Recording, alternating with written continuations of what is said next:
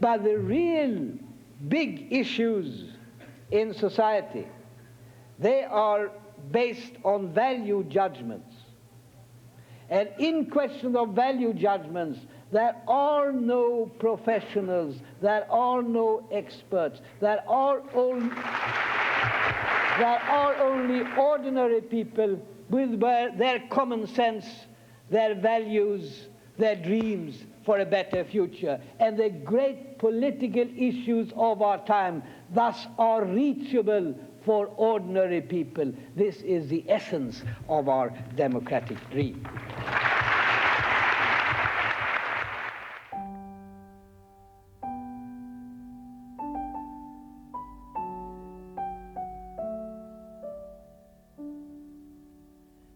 I met Olof Palme at Kenyon College in Gambier, Ohio in 1947. We were classmates. He had come to Kenya to get his degree in politics, and I think in America. After graduation, I remember Palme hitchhiking through something like 35 states. In later years, when he had become Swedish Prime Minister and a leading critic of America's war in Vietnam, the Nixon White House and much of the mainstream media would say that Palme was reflexively anti-American.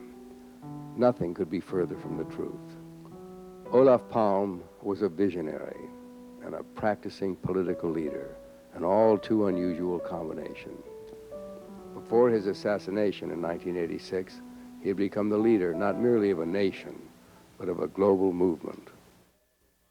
What makes the mourning for Olof Palme so intense everywhere was that he became that rarest of modern figures. More than a prime minister, he was a prophet. His compatriots in spirit, Gandhi, Martin Luther King, led movements, but never nations. His words were not always welcome or easy, but the words of prophets never are. From many parts of Latin America, we get reports of daily atrocities, almost unbearable to conceive in their brutality. In Africa and Asia, millions of people suffer under the burden of exploitation, racial oppression, and armed conflict. In Eastern Europe, we witness how the absolute power of the police state is no guarantee for peace and order. But we must not leave any doubts about our sympathies.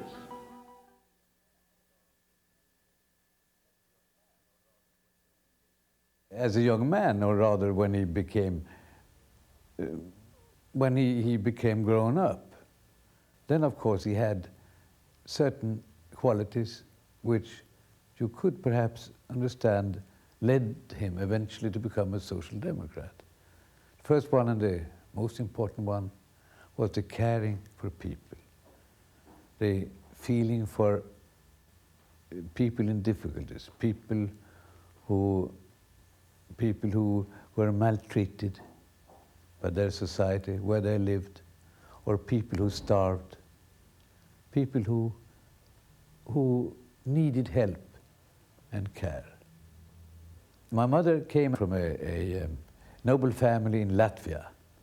My grandfather, my father were very important insurance men and built up the biggest insurance company in Sweden, life insurance company. A good deal of public opinion right of the center who regarded him being a bit of a traitor, leaving the upper class from which he came and joining with the broad popular movement, which means social democracy in a country like Sweden. His background, coming from the upper classes and all that, had a lot to do with it. You don't sort of want your own people to tell you that something is fundamentally wrong with the way you live. He got a scholarship, and that, I suppose, just led him to Kenyon College. I never heard the name before. And he can't have heard that name either. He got a scholarship and he went to Kenyon College. And he loved that time. He had wonderful friends, I think, and he had apparently a very active student life with enormous discussions and enormous problems which had to be solved, and I think that were things which appealed to Olof. He loved that, you know. So he, of course, got a lot of his own education in America, and also at a very everyday sort of level when he left Canyon and traveled around hitchhiking through I think some 30-40 states. That was a great experience because I had no money and I had 3 months to stay in the United States, and the best thing I could do was to go on the road. And I covered I think 34 states. To break out of it all and to meet so many people. I mean, the ones you hitchhiked with a great variety. The flop houses where I lived, I saw a lot of people. The buses I went with from time to time. You rode buses, that's good. You rode buses. Yeah, but sometimes I rode especially at night because this was a way of getting an hotel at the same way. For one thing, he of course saw the great differences between the very rich and the very poor, let's say, in America, which to him made it very clear that these things could only be solved by collective means, by building up a welfare state that was sort of bridging over the differences between these two, between the actual classes in the society. He told me that his experience, particularly of the race question in America, of seeing poverty in America, of moving around this country, that really made him a socialist more than anything that had happened to him in Sweden. He was inspired by the openness of American democracy, the self-criticism, but he also saw the problems. He did write some theses at the college in Canyon about the auto workers, I think, and the auto workers of America, at least at that stage, were probably the most politically minded trade unionists of labor people of the country, and he had his contacts later on with the Reuther brothers coming back from the States, and then of course making a trip which probably to Asia and India, which probably influenced his thinking about what was then called later the Third World. He came back to Europe and started being active in the student movement generally before becoming a social democrat. So I said, you have to come home first. He did so, being an obedient brother. And here he started his university life. And there he made a very quick career in the students' organizations. And he became, I think he was chairman or something of the International Committee. And he was sent out to Indonesia and to India. And there he met people in despair. Human rights is no abstract phrase. In poor countries, the absence of social reform means misery, illiteracy, disease. Again, it is in the eyes of children that you can read when hope wanes, when the future somehow disappears. It is, of course, something said, with great feelings, Olof. He looks at this face and he says, it seems to me that I have seen this boy before. The first time I saw him in Bombay on a main street. Then I found him on a small street on the highlands of the south of India. I saw him in Calcutta. I saw him in Rangoon. I saw him so often that what was first a shock when I saw him became a rather a habit.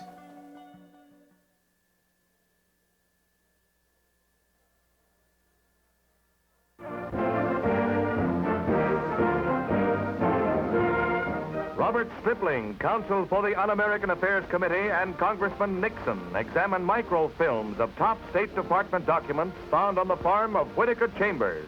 self-confessed one-time communist spy. Since the close of hostilities, the Soviet Union and its agents have destroyed the independence and democratic character of a whole series of nations in Eastern and Central Europe. It is this ruthless course of action and the clear design to extend it to the remaining free nations of Europe that have brought about the critical situation in Europe today.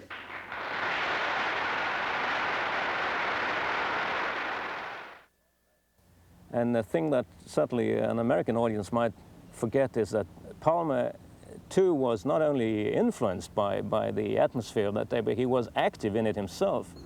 At that time there was just one student union for both Eastern and Western countries. And going down to Czechoslovakia right after the communist takeover, Stalinist takeover, let's say, of Czechoslovakia, and taking part in conferences and debates with the other students there, not being allowed even to get onto the platform. But the communists took over that union, and there was a great fight going on in Prague at that international conference. And Olof Palme and a number of other people walked out of that organization and formed a new democratic student union. Communists were just standing around the hall shouting Stalin, Stalin, Stalin all the time. This is an experience that he mentioned again and again. And that experience made a great impression of him. Of course, he had been very critical to communism already, but that increased and deepened at that time. And then in Sweden, of course, Tage Erlander, who was prime minister from 1946 to 1969, when he was succeeded by Olof Palme. He was his great mentor and teacher in politics.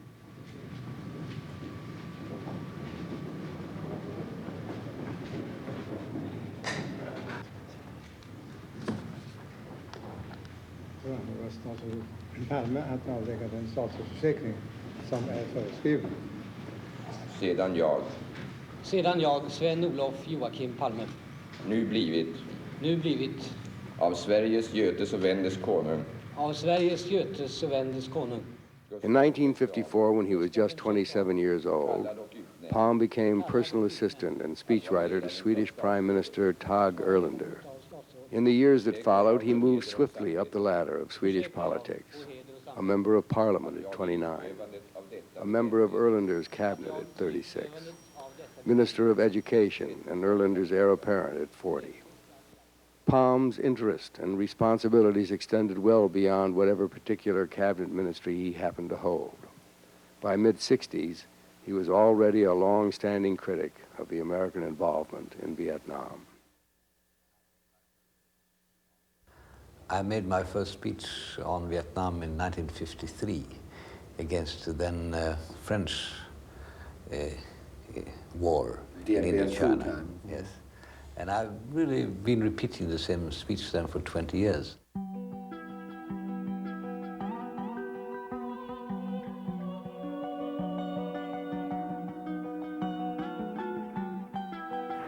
Demokratins mål kan aldrig nås med förtryckets medel.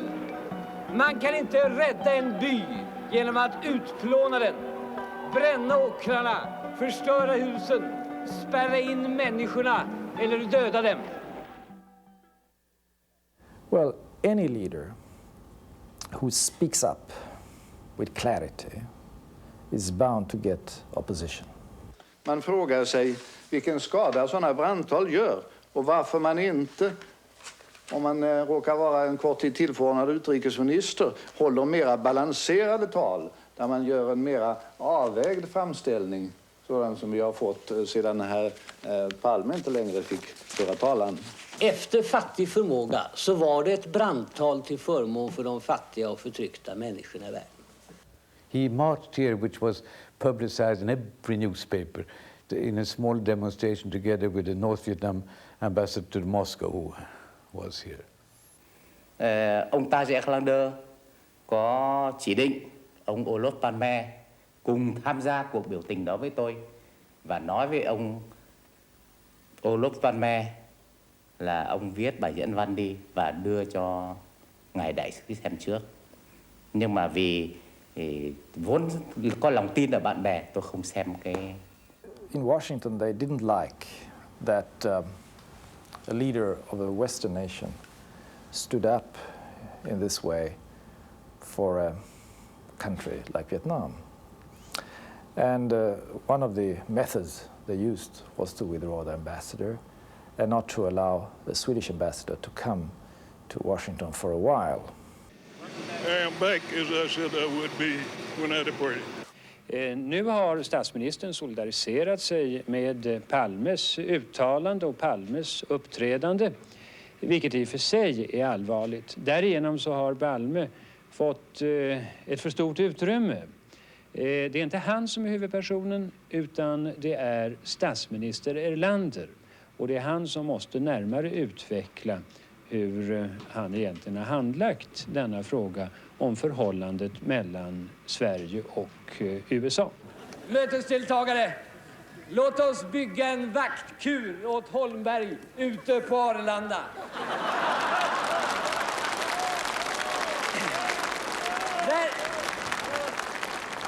Där kan han sitta och se ambassadörerna komma och gå.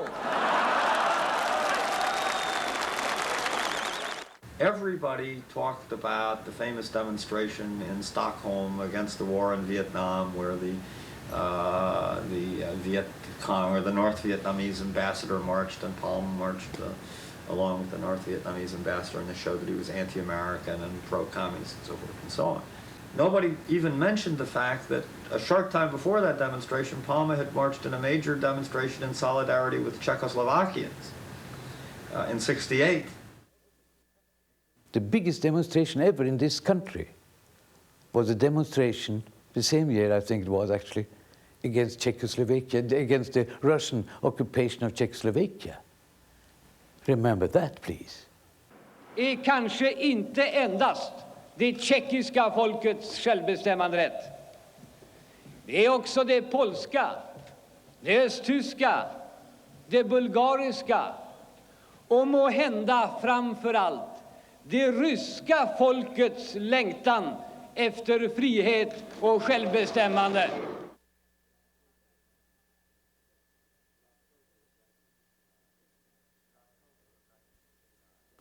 In October of 1969, Tage Erlander stepped down as prime minister. The Social Democrats unanimously selected Palme to be his successor. Palme was only 42 when he became prime minister, 1 year younger than John Kennedy when he became president. Tagar då kongressen att till partiordförande utse Olof Palme? Ja! Svaret enhälligt ja.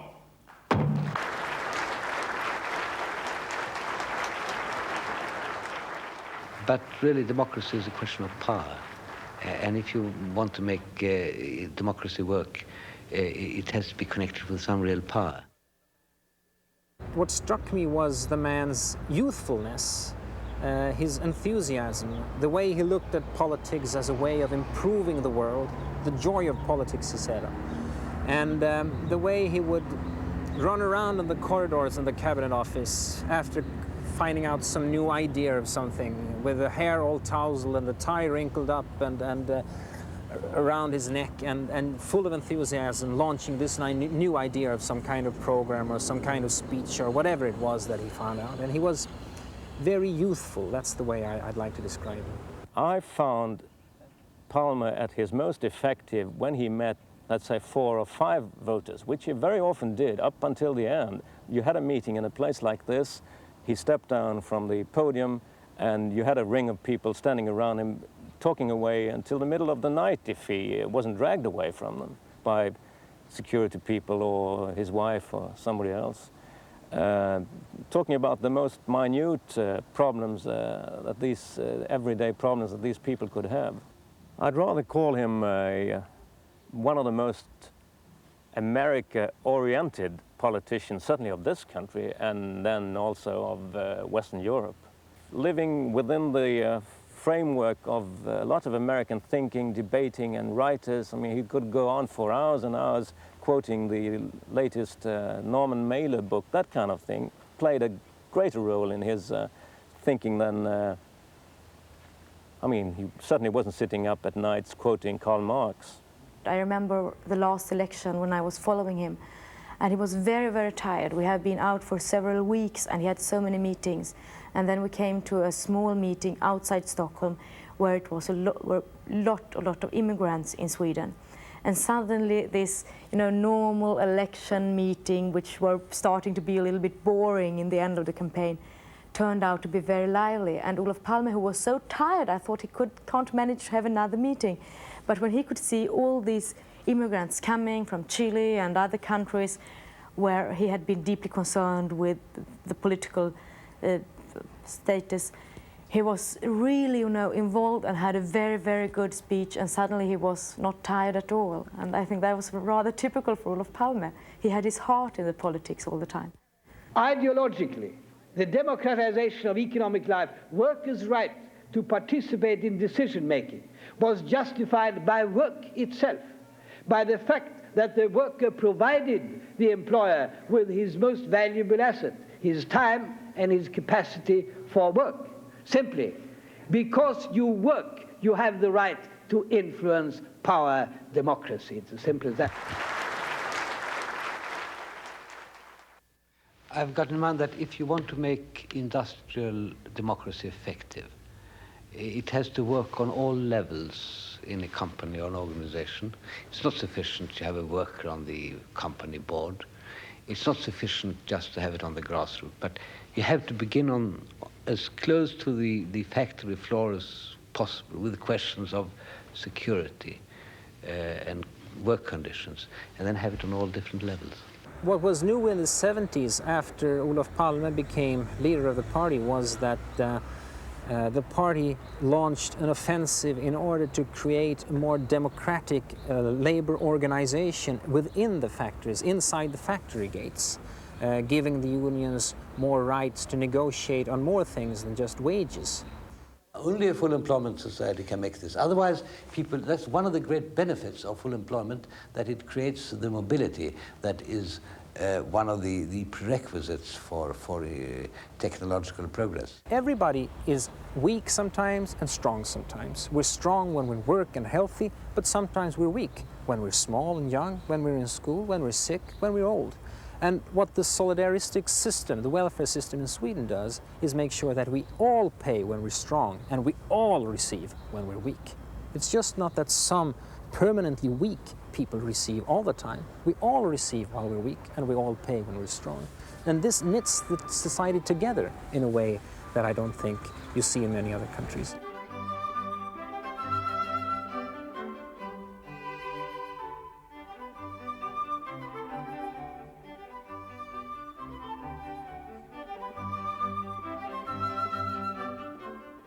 All these old people are unique. Every one of them there has his unique experience of life and his unique wisdom of life. And therefore, as individual personalities, they're very fascinating. If we want to create more jobs, but primarily more meaningful society, you have to and try to create more of a sense of community in society. You have to have more people to serve other people. Och då har du som svensk medborgare rätt när du är gammal och få en god omsorg. Det är ingen välgörenhet. Du behöver inte be någon. Du har rätten. Och detta mötesdeltagare, det är kärnan i den allmänna, generella, fina välfärdspolitiken som vi står för. Alla ska ha rätt i det här samhället och de ska behandlas lika. I think Olof Palme played a big role for women's position in Sweden because he was very clear as a politician with a very clear vision of what he wanted. Have at present a right to stay home with full income with your children for 9 months after birth and in a few years up to 18 months, that is 1.5 years, the father or the mother could stay home with the child, to be with the child the first years.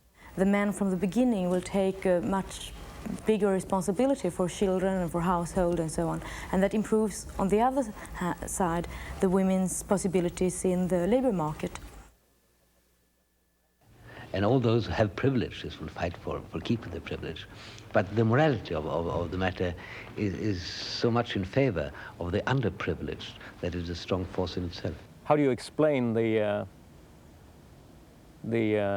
enmity, even hatred, that quite a lot of people, surely on the conservative side of this country, felt towards Palme? And it's even been suggested that maybe it would be more interesting to look at their background than at his background, because after all, he did nothing particularly in the field of internal affairs of this country to antagonize people to the extent that they showed against him. För Sveriges bästa, nej till löntagarfonder. Och uppstår det en konflikt mellan någon del av den socialdemokratiska rörelsen och en myndighet, ett företag eller en människa, då väljer den socialdemokratiska regeringen sida. Vi är inte längre medelvägens land. Vi är ett ytterlighetsland när det gäller den offentliga sektorn. Det finns ingen demokrati där så mycket makt har tagits från människorna och lagts i politikernas och byråkraternas hand. Många gånger till goda syften i varje enskilt fall, men det blir för mycket totalt. So one could say both the labor movement, the Social Democratic Party, and our opposition party needed him. We needed him because he moved us in a positive way. The other party needed him because they moved against him. So they needed the hatred in order to get going. There was a leftist youth movement in Sweden as well. A number of young people protesting against capitalism in general, and in particular against the US involvement in Vietnam. This wasn't a man who, as a politician, struck out against sort of the big bastions of capitalism. And parts of us, some of us, regarded Social Democrats and Olof Palme as part of the political establishment in those days. There's an institution that was created by Tage Erlander called Prime Minister's Night at Lund University in the south of Sweden. The Prime Minister comes, and the students get to ask him, eventually her, questions.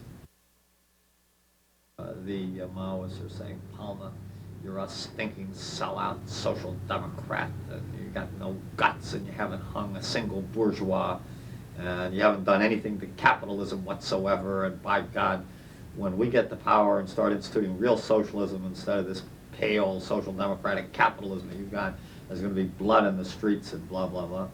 And Palme was magnificent.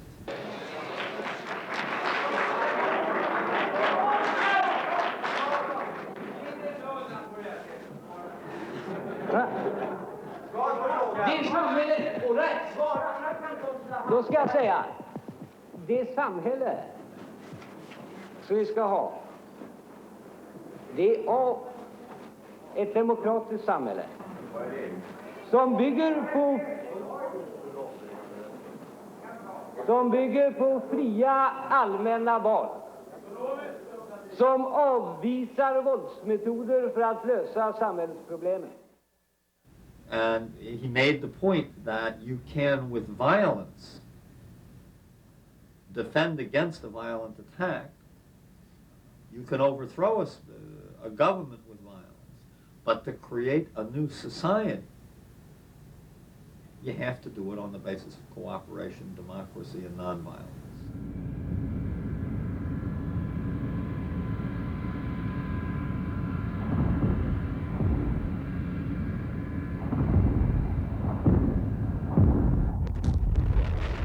Av det har vi många exempel i den moderna historien. Och de är i allmänhet förbundna med ett namn. Guernica, Oradour, Babi Yar, Katyn, Lidice, Sharpeville, Treblinka. Nu fogas ett nytt namn till raden. Hanoi, julen 1972. because what happened was something extraordinary. For the first time, a prime minister of a Western country stood up against the superpower of their own camp, so to say, in defense of a peasant nation, so to say. A number of things that bothered me about the Swedish position was that it was very easy to be moralistic at a great distance in an area where you had no direct, where Sweden had no direct interest. For example, condemning American policy in Vietnam, recognizing the Hanoi government, giving aid to Hanoi as well as the South, and promising aid and reconstruction in the North in Vietnam. Now, this is a very bold interpretation of neutralism. No, I don't think it is bold at all, because neutrality has does not condemn us to be quiet. And when we have condemned, for instance, invasion in Hungary or Czechoslovakia or the Berlin Wall, when we've aided refugees from the eastern countries, nobody has thought that we are bold. Everybody has thought that this was perfectly natural for a neutral country to do. One evening in Washington, after a dinner or during a dinner, Henry Kissinger would ask me about Palme and how it could be explained that he engaged himself as much as he did during the Vietnam War. And I said to Mr. Kissinger, I'm surprised you do not understand that to a certain degree is also a product of the American university. Then going to an American university, he of course absorbed with relish the American nostalgia that foreign policy has to be conducted entirely on abstract, theoretical, and maybe moral, philosophical grounds. And that is not what a student of history would conclude about how foreign policy has in fact been conducted. Well, I wouldn't say that it is necessarily immoral. It's a political attitude. And I think if this liberation is not allowed, it is a great threat to peace.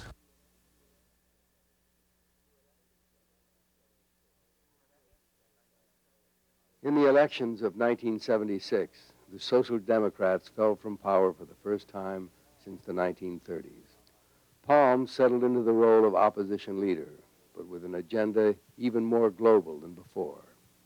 His primary focus in these years was a campaign to supplant the nuclear standoff of the superpowers with the doctrine of common security, to which end he founded the Palme Commission in 1979.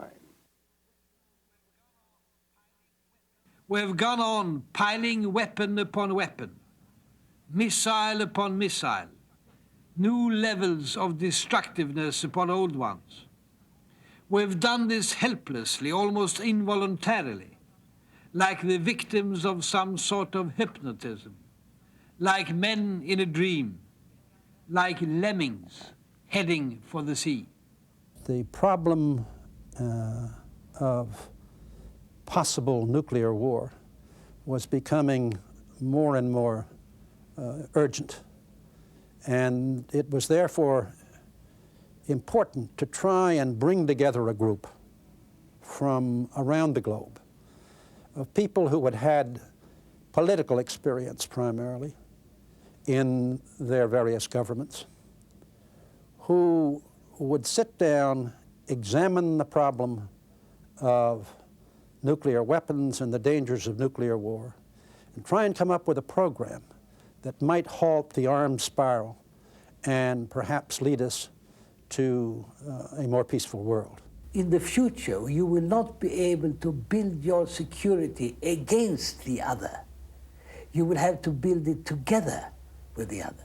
You will have to find the sort of common denominators which will make the world livable and more secure for future generations. And that's a very conceptual starting point. In common security, you have a doctrine which says if both sides, if all the parties feel more secure, then you are moving towards real security. Deterrence becomes like a drug. You need stronger and stronger doses to make it work, and in the end it doesn't work at all. Or it leads to the ultimate catastrophe. The report we are releasing today is both an expression of hope and a warning that hope itself is not enough. Security must be sought together with others. Even political opponents must survive together if they do not want to perish together. On the Palme Commission, we had as one of the members Yuri Arbatov. Yuri was a very influential figure and still is an influential figure in the Soviet Union. Вот что безопасность стала другой проблемой. Ее можно решать политическими только средствами и только вместе с другими, не за счет противника. Ты обязан с противником решать и думать о его безопасности тоже, не только о своей. Тогда ты будешь сам иметь безопасность. In addition to that, he had a close relationship with Gorbachev. And as a result of that, Gorbachev examined very carefully what was being said and what was written in the final report. Having done that, the doctrine of common security commended itself to him.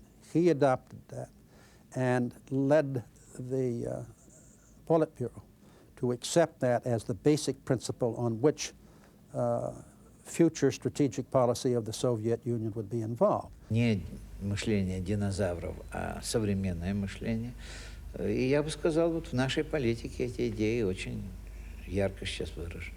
The most important step was perhaps the step when the Soviet Union and the United States decided that they were prepared not only to agree to Assault 1 and Assault 2 treaty and an ABM treaty, but also to actually put into effect the Intermediate Nuclear Weapons Treaty. When Gorbachev and Reagan met in Reykjavik, they used more or less literally the words that Palme used, that nuclear war cannot be won and should not be fought. A Swedish prime minister can afford to be a gadfly. If Palme had been prime minister of a country of 100 million possessing nuclear weapons and being a key element of the international peaceful structure, he couldn't have played the role of a gadfly to the same extent.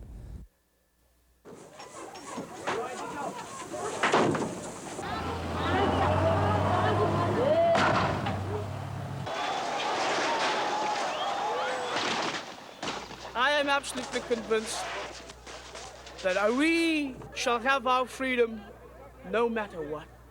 You will yet see the day, and it is not far off, when you will all be sitting not in Riverside Church, but in the stadiums of Soweto and Guguleto and Cape Town and Port Elizabeth, and we will enjoy and celebrate our freedom. They were the first to invite representatives of the African National Congress to come here. Scandinavian countries were the first to publicly state their support for the struggle in South Africa in forums like the United Nations. The Scandinavians were the first to give substantial financial aid for the human rights programs of the liberation movements, both inside and outside the country. The wonderful thing about Olof Palme was, of course, that he was a man whose commitment to justice was simply global. He saw issues as a statesman and as a political leader, and got involved in issues long before other people had dared to do so. I grunden är detta en djupt emotionell fråga som djupt berör våra känslor. Därför att det är ett sånt sällsynt vedervärdigt system att på grund av människors hudfärg döma dem till en mycket sämre tillvaro.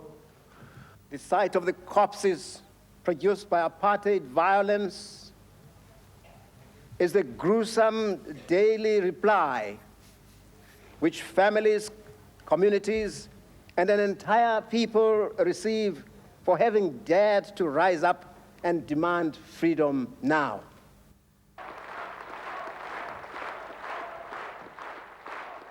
He was quite easily one of the greatest leaders of the world that we in Southern Africa have ever known. The liberation of Southern Africa must be primarily the work of the Africans themselves.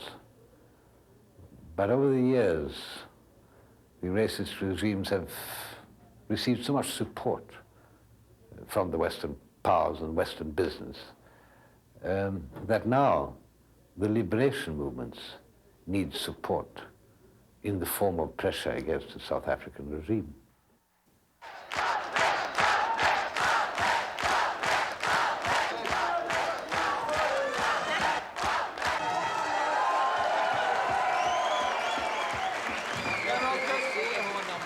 Of course, his comeback in 82, when he'd been out of power for 6 years, meant an awful lot to him. He could point to the people of Sweden and say, this, as he did in the election, this new approach that was based on the same ideas as Ronald Reagan and Margaret Thatcher, of right-wing economics, he argued this was radical change in Sweden, and that's what had produced the problems in the 3 years before he was re-elected. And so the first thing he did was to develop his critique of the new right in order to reassert the arguments of social democracy. What Palme and the people in the government in 1982, those who came into power in 1982, what they did was something very great. They showed that the world did not have to bend to conservative economic policies of those of Ronald Reagan or Margaret Thatcher. There is an alternative.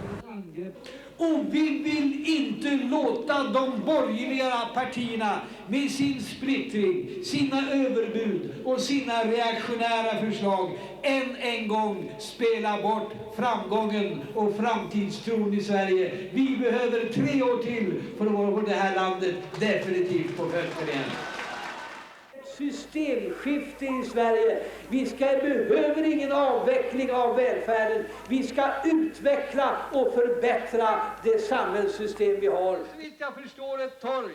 Och jag ropar av fullaste hjärta. Sovjetunionen bör lämna Afghanistan i fred.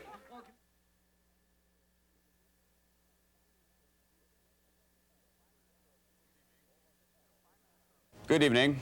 The Prime Minister of Sweden, Olof Palme, was assassinated tonight. He was 59 years old, educated in this country at Kenyon College.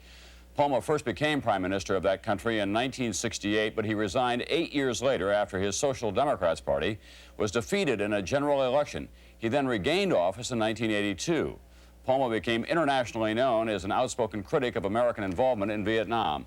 Apparently, he was shot while walking on the streets of Stockholm and then died in a hospital sometime later. But other details on the assassination are sketchy at this time.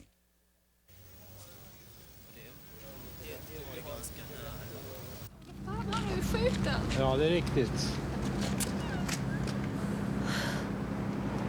Jävla idiot! När fick du höra det? 5 minuter sedan. Hur fick du höra det? De andra med kamera och mikrofon. Det är inte sant, inte i Sverige.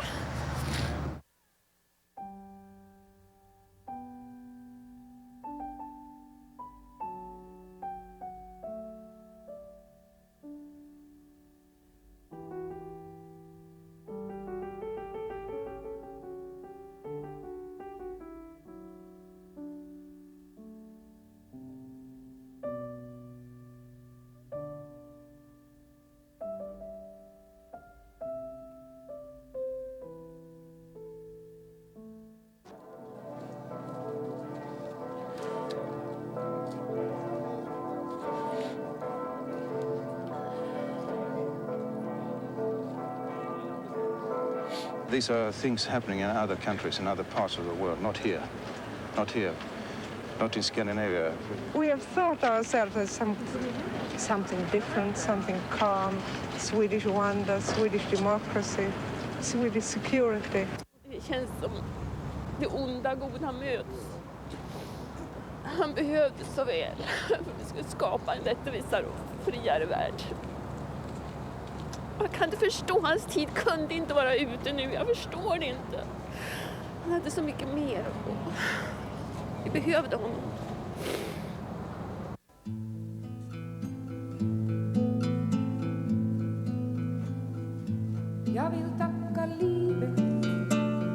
som gett mig sång.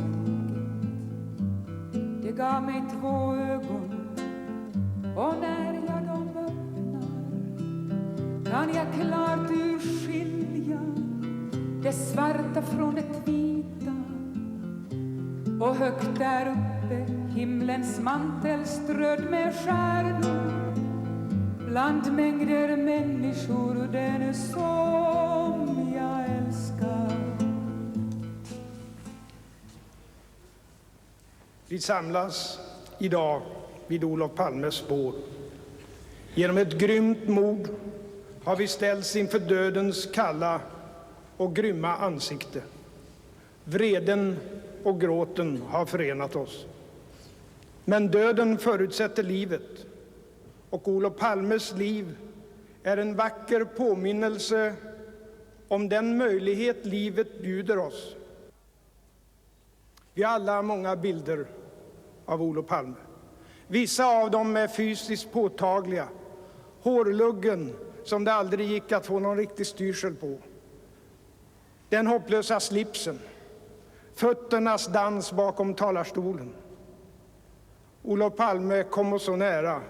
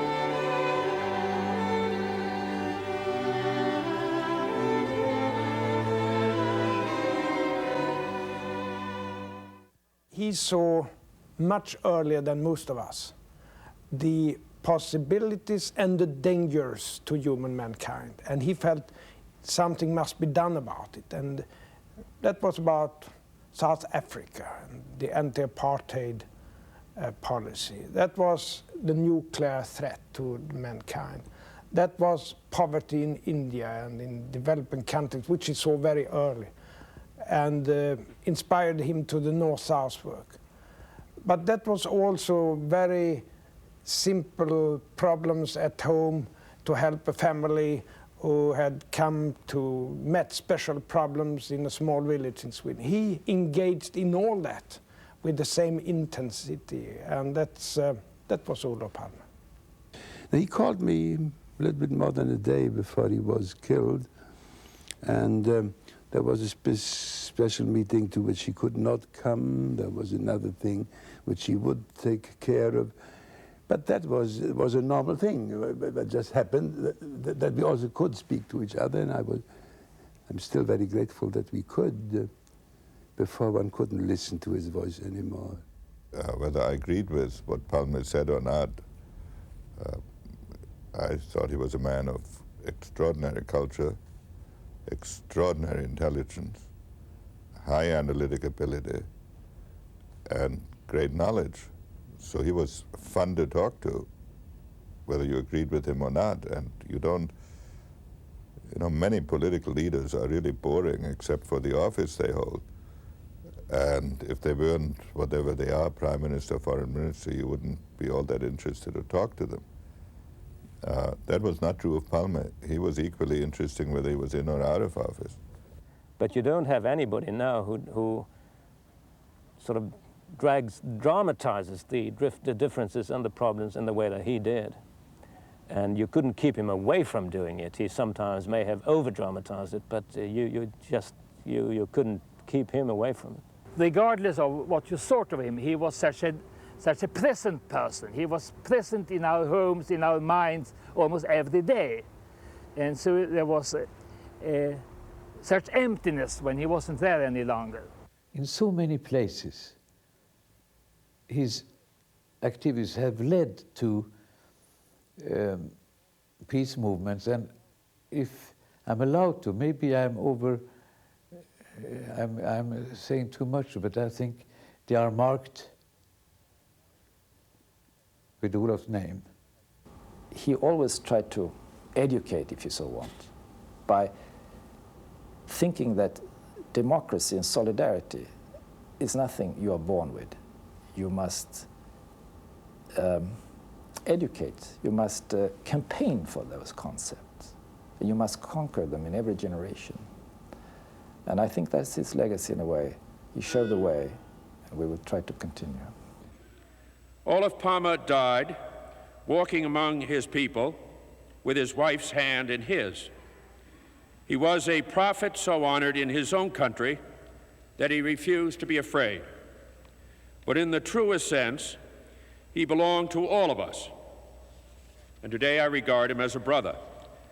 And if I may be permitted, I would apply to him now some words I spoke for Robert Kennedy.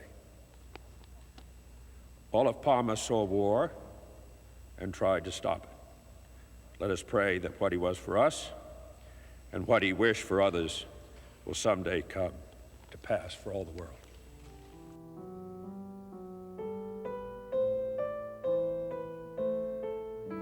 During the course of life, we all meet the same situations. To grow up and be educated, to find playmates and friends, to find a place in working life and make our own living, to find somewhere to live and make it into a home, to form a family and have and bring up children. The life projects will remain the same also in the future. Really, as long as human beings are human beings,